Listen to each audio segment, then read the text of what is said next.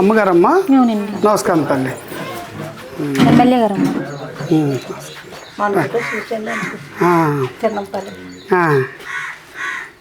అప్పుడు వచ్చారా? మీరు ఉన్నారు అక్కడ తిరుమలపాలు అక్కడ ఉన్నారా? మీరు ర్యాలీ కింద నడిచారు. ఓకే, కూర్చోండి. కూర్చోండి. మీరు కూర్చోండి, మీరు కూర్చోండి.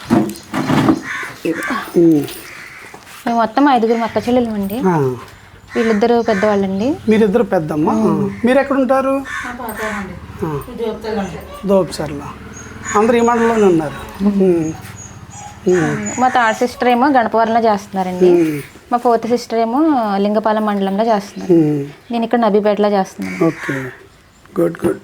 ఇప్పుడు ఈ డిఎస్సీలు ఎంతమందికి వచ్చిందమ్మా? 2 వచ్చిందండి. మీకు? నాకు మా 3 అక్కకి వచ్చింది. 3 అక్కకి వచ్చారు. Okay okay. అంతకుముందు ఒకరికి వచ్చిందన్నారు. 2014 డిఎస్సీలో మా ఫోర్త్ సిస్టర్కి వచ్చిందండి. ఫస్ట్ 2014లో. అప్పుడు మీరు రాయలేదా? అప్పుడు ఎలిజిబుల్ కాదండి, నేను ఇంకా అవ్వలేదు, నాకు డిగ్రీ కూడా అవ్వాల.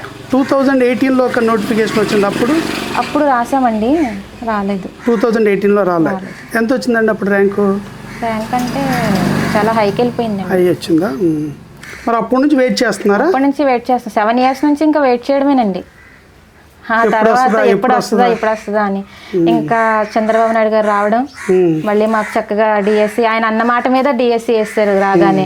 మాకు చాలా హ్యాపీగా అనిపించిందండి. మళ్ళీ చదువుకోవటం, ఆయన చాలా ట్రాన్స్పరెంట్ గా ఎగ్జామ్ నిర్వహించడం చాలా బాగా నచ్చిందండి. మాకు అంతా చాలా బాగుంది. అదేంటది మీరు అన్ని డబ్బులు ఇచ్చి దొంగచాటుగా ఇదంతా స్కామ్లు చేశారంటున్నారు? స్కామ్లు అలాంటివి ఏమీ లేదు. కావాలంటే మీరు మా సర్టిఫికెట్లు పరిశీలించుకుని మళ్ళీ డిఎస్సి కావాలంటే మీరు పెట్టండి, మళ్ళీ రాస్తాము. తెలుస్తుంది, మీకే తెలుస్తుంది అంతా. తప్పుడు సర్టిఫికెట్స్ ఏమీ లేవు, దోకాబాజీ కూడా లేదు ఇందులో. పేపర్ లీక్ అయిపోయింది. పేపర్ కూడా లీక్ అనేది ఏమీ లేదండి.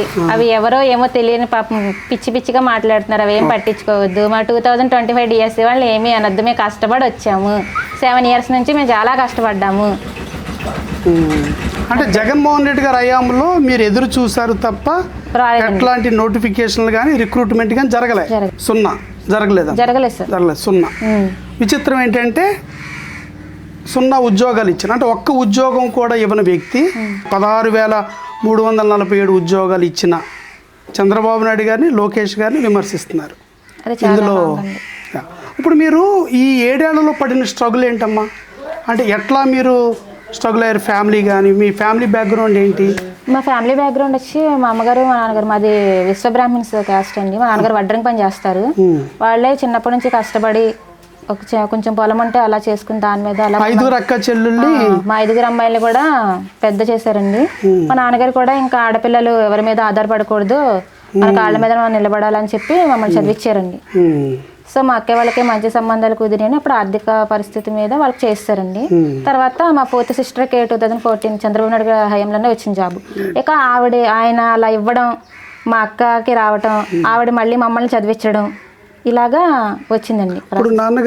నాన్నగారు వచ్చేసి మొన్న రీసెంట్గానే ఆయన ఎక్స్పైర్ అయ్యారండి. హార్ట్ అటాక్ వచ్చి చనిపోయారండి. మా అక్క నేను టెట్గా చదువుతున్న సమయంలోనే చనిపోయారండి. అయినా సరే ఆయన మేము టీచర్లు అవ్వాలి ఇలాగా. అంటే ఇప్పుడు ఆయన చనిపోయారు, పక్కన మీరు టెట్కి ప్రిపేర్ అవుతున్నారు. మిమ్మల్ని మానసికంగా చాలా బాధపడ్డామండి. చాలా స్ట్రగుల్ అయ్యామండి.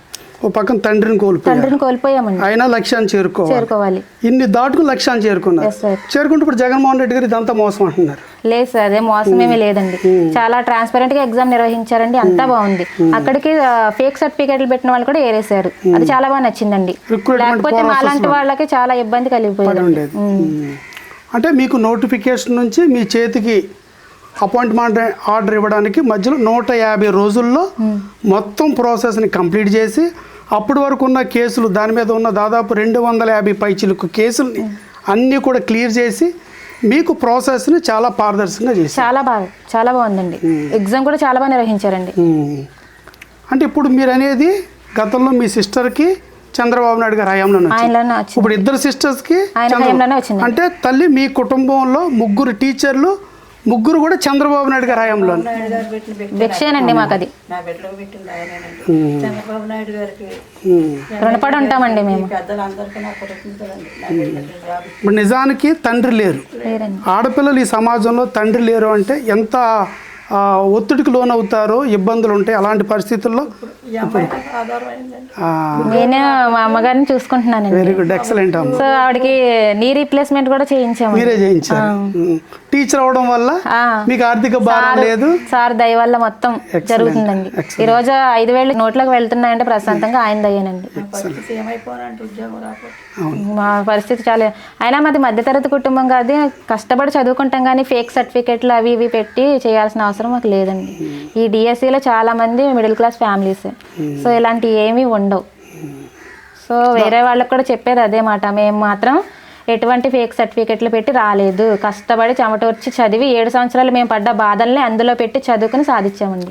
దయచేసి మా 2025 డిఎస్సి మీద ఎలాంటి తప్పుడు ప్రచారం చేయొద్దు. Thank you. ఏముండదమ్మా, ధైర్యంగా ఉండండి. చంద్రబాబు నాయుడు గారు అక్కడ ఉన్నది. ఇలాంటి తోడేళ్ళని గుంట నక్కల సర్వీస్లో చాలామందిని చూశారు.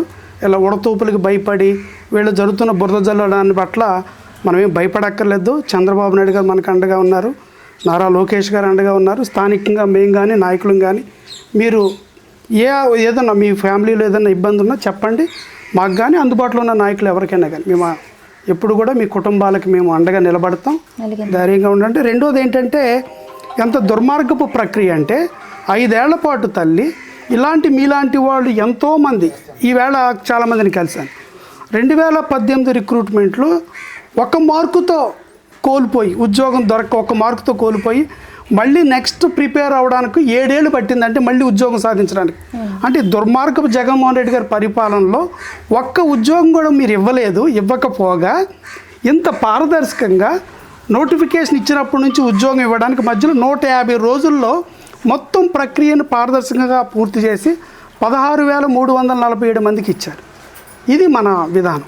రెండోది 1994 నుంచి ఇప్పటి వరకు చంద్రబాబు నాయుడు గారి హయాంలో టీచర్లు 1,96,620 మంది. అంటే మీరు ఎక్కడికి వెళ్ళి ఏ టీచర్ని తట్టినా ఆయన చెప్పే సమాధానం మీకు ఎప్పుడు ఉద్యోగం వచ్చింది అంటే చంద్రబాబు నాయుడు గారి హయాంలో. సో చంద్రబాబు నాయుడు గారు డిఎస్సి టీచర్ల నియామక ప్రక్రియని ఎంత పారదర్శకంగా చేస్తే దాని మీద ఈరోజు బురద జల్లుతున్నారు. దుర్మార్గ ప్రక్రియ ఏంటంటే 1 ఉద్యోగం కూడా ఇవ్వని వ్యక్తి దొంగ దీక్షలు, దొంగ ర్యాలీలు చేస్తూ దీని పట్ల విషాన్ని కక్కుతున్నారు.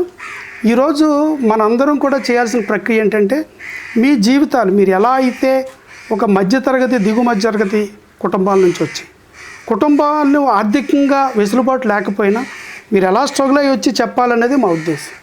చాలా సంతోషం తల్లి, ధైర్యంగా ఉండండి అమ్మ. ఈ డిఎస్సిని పట్ల వాళ్ళు చేస్తున్న రాద్ధాంతాన్ని బలంగా ఎదుర్కొందాం. మనం అందరం కలిసి ఈ యొక్క పారదర్శక ప్రక్రియను ప్రజలకు కూడా వివరించాలి. ఎందుకంటే ప్రజలకి అన్ని తెలియవు, మనం పడ్డ కష్టాలు, దీని వెనక ఉన్న పోరాటాలు వాళ్ళకి అర్థం కాదు. ఈ దుర్మార్గులు ఏంటంటే మీరు పడ్డ కష్టాన్ని, మీ కన్నీళ్ళని, మీ నిద్రలేని రాత్రుల్ని, మళ్ళీ మీకు రిక్రూట్మెంట్ అయ్యే వరకు మీరు పడ్డ టెన్షన్ని ఈ రోజున సాధించిన విజయాన్ని అవమానపరుస్తున్నారు దుర్మార్గంగా. అది ఖచ్చితంగా చంద్రబాబు నాయుడు గారు, లోకేష్ గారు ఖచ్చితంగా అండగా నిలబడతారు. ధైర్యంగా ఉండండి తల్లి. చాలా హ్యాపీగా ఉంది. మీ ఆరోగ్యం కూడా త్వరలోనే అన్ని రకాలుగా సర్దుకుంటుంది తల్లి. అది ఇంకో కాలకు కూడా చేయాలా? అది గ్యాప్ ఇస్తారనుకుంటు కదమ్మా, ఇచ్చి ఏదైనా సహాయం చేయగలుగుతాం 100%. 5 సంవత్సరాల్లో జగన్మోహన్ రెడ్డి గారు రేషన్ కార్డు కూడా ఇవ్వలేదండి. రేషన్ బాబు గారు వచ్చేసి కార్డు ఓకే, చాలా రుణపడి ఉంటామండి. ఖచ్చితంగా అమ్మా. Thank you. మీరు కూడా విద్యార్థుల్ని, అంటే మీరు పడ్డ కష్టాల్లోంచి మీరు వీటిని పాఠాలుగా పిల్లలకి చదువు ఒకటే కాదు, జీవితాన్ని కూడా నేర్పాలి, వ్యక్తిత్వాన్ని నేర్పాలి. వాళ్ళు ఒక బలమైన వ్యక్తులుగా సమాజానికి ఒక మంచి పౌరులుగా తీర్చిదిద్దాల్సిన బాధ్యత మీ మీద ఉంది. మీరు ఎలా అయితే కష్టపడి పైకి వచ్చారో వాళ్ళని కూడా అలా లక్ష్యాలు చేరుకునే విధంగా తీర్చిదిద్దామని కోరుకుంటున్నాను. అమ్మా థ్యాంక్ యూ. మాది వెళ్ళొస్తానమ్మా. ఏదైనా మీకు అవసరాలు ఉన్నా మన నాయకులు ఉంటారు, ఏదైనా ఇబ్బంది ఉన్నా చెప్పండి.